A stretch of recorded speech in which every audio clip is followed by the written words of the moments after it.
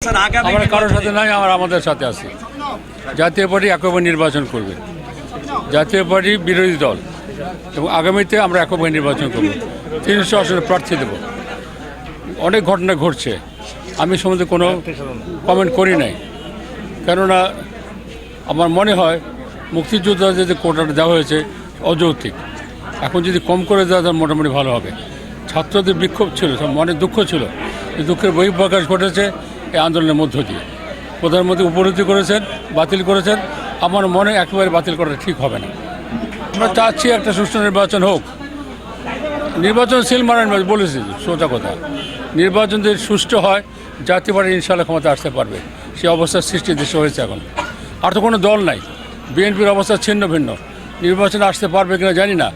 আমরা নির্বাচনে আসলে এই সরকারের যে অবস্থা, সরকারের যে সুনাম ক্ষুণ্ণ হয়েছে, আমার মনে হয় জাতীয় পার্টি ক্ষমতা আসার সুযোগ সৃষ্টি করেছে।